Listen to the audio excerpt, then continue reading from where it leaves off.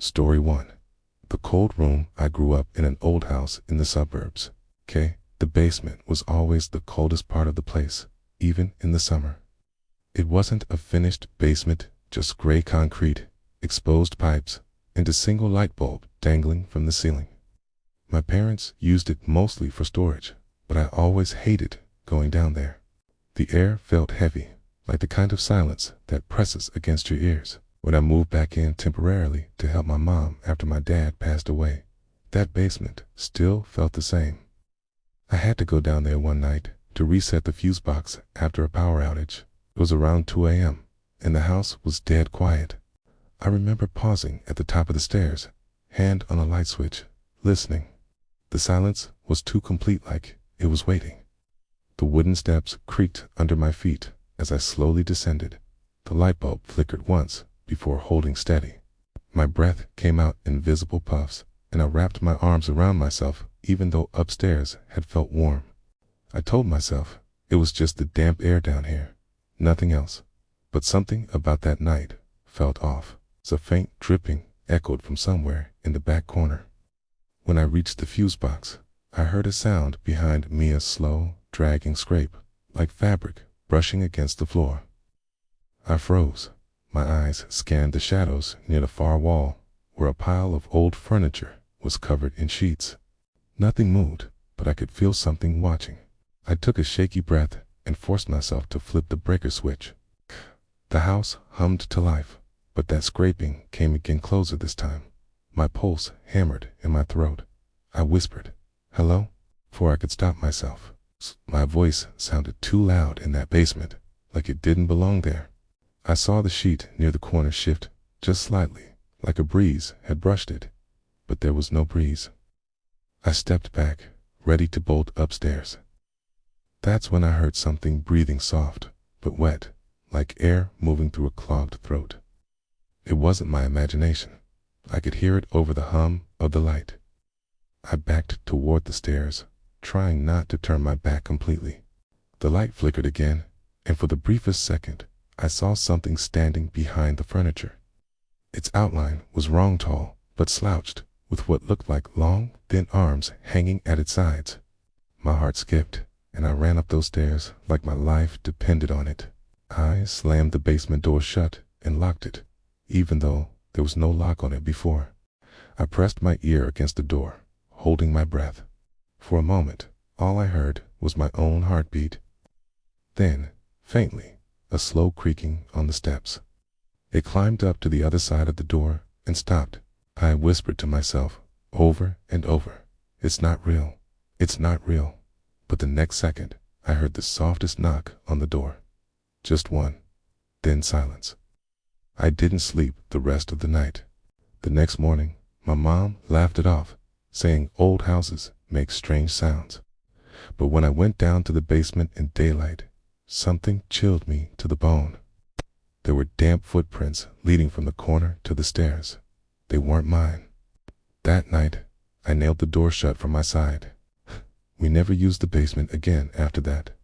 To this day, when I pass that door, I swear I can still hear breathing on the other side. Story 2. The locked door beneath the floor. When my husband and I bought our house, we knew it needed work. It was built in the 1940s and hadn't been updated in decades. The basement was a mess, unfinished, dusty, and filled with junk left behind by the previous owners. But we were excited. It was our first real home. While cleaning the basement one afternoon, I noticed something odd under a pile of wooden planks. There was a door built into the floor. Not like a hatch, an actual heavy wooden door with rusted hinges and a padlock. The real estate agent had never mentioned anything about this. We tried to open it, but the lock wouldn't budge. It felt wrong, even touching it. The wood around the edges was dark, as if it had absorbed something over time. I told my husband to just leave it, but a few days later, I found him in the basement with bolt cutters, grinning like a kid about to open a mystery box. A locked door under the house. "Come on, we have to know what's down there." The lock snapped, and the door ground open. A gust of cold, damp air spilled out. The smell hit us immediately, moldy, earthy, and something faintly metallic. A narrow set of stone steps led down into total darkness. We both felt that same heavy stillness. He joked to ease the tension. Ladies first. I didn't laugh. We decided to shine a flashlight down before going any further. The beam landed on an old, bricked room.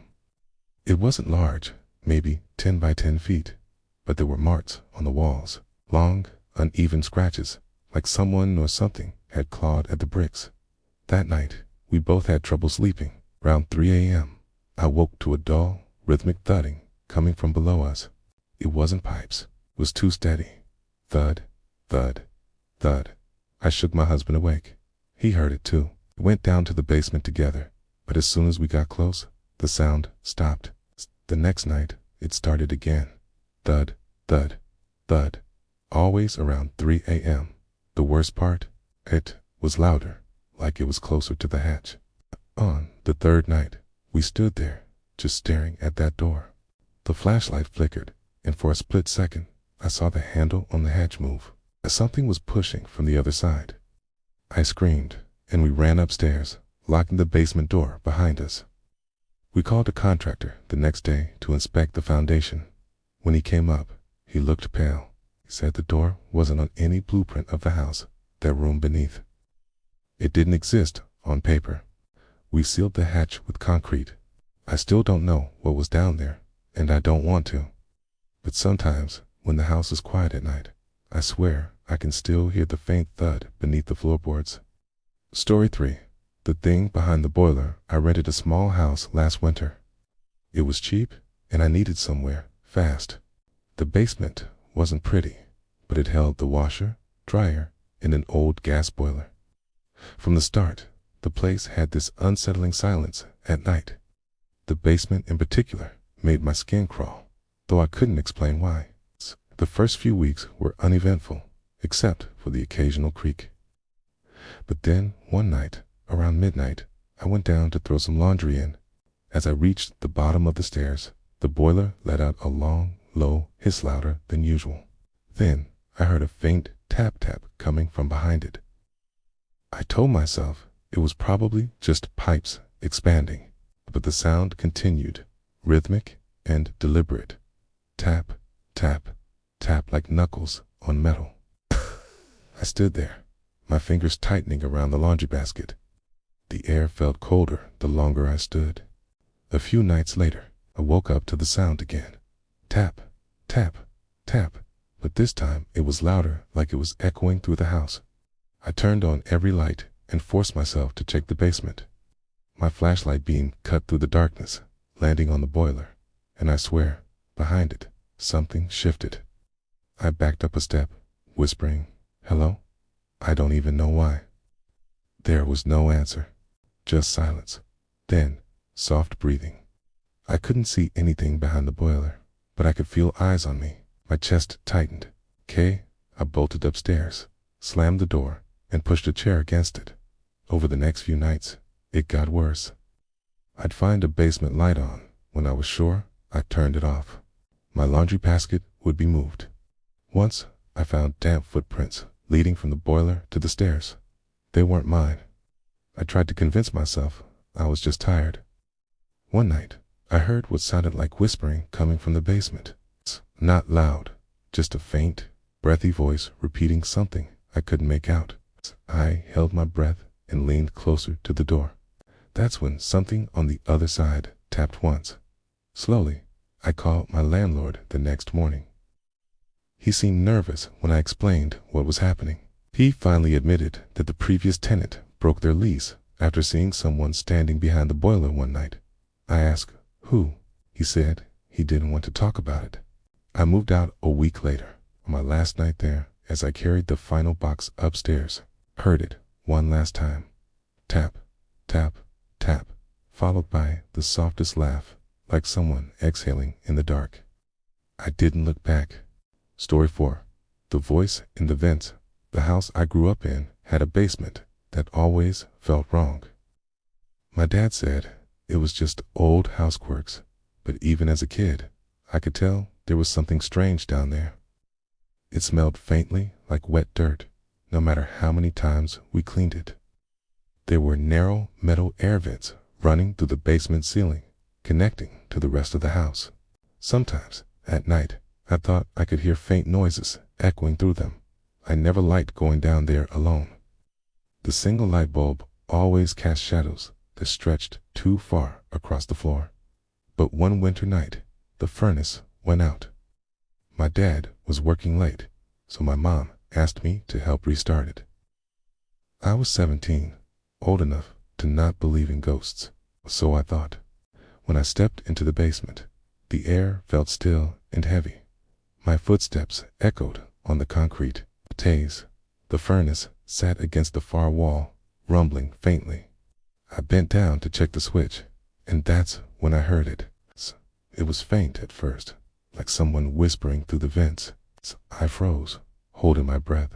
The voice came again closer. It wasn't speaking words I could understand. It was low, garbled, like someone trying to talk through a mouthful of water. My pulse quickened. I whispered, "Hello?" It stopped. For a second, there was nothing. Then, from directly behind the vent, the same whisper answered with a single, clear word, "Hello." I backed up so fast, I nearly tripped over a box. The whisper turned into soft, shaky breathing, moving along the vents like something was crawling inside them. It passed over my head, traveling toward the stairs that led upstairs. I ran up after it, slamming the basement door shut. My mom was in the kitchen and saw how pale I looked. She asked what happened, and all I could say was, "There's someone in the vents." She laughed it off, but later that night, we both heard it. A faint whispering from the vent above the living room couch. For the next week, every night around 2 a.m., the whispering would start, sometimes soft, sometimes louder, sometimes sounding like it was just inches from the vent in my bedroom. My dad checked everything: no raccoons, no rats, no birds, nothing. The last night I ever heard it, I woke up to the sound of breathing right above me. Then the whisper said my name, slowly, Emily. I screamed. My parents rushed in, but when they turned on the lights, everything was silent. We moved out the next month. The new owners later told my dad they had the vents ripped out during renovations. The contractor said something strange. Inside one of the ducts, near the basement, there were long scratches on the metal, like someone had been dragging their fingers through from the inside. Story 5. The man in the storage room. A few years ago, I rented a house with a couple of friends. It wasn't fancy, but it was cheap, and the landlord warned us the basement was unfinished. That was fine by us. We only used it for storage. The basement had a single storage room built into the corner, small, square space with a heavy wooden door that didn't shut all the way. The first few weeks were normal. Then we started noticing weird things. The basement light would be on, even though none of us went down there. We'd hear faint knocking, like someone tapping on a wall, and it always came from the storage room.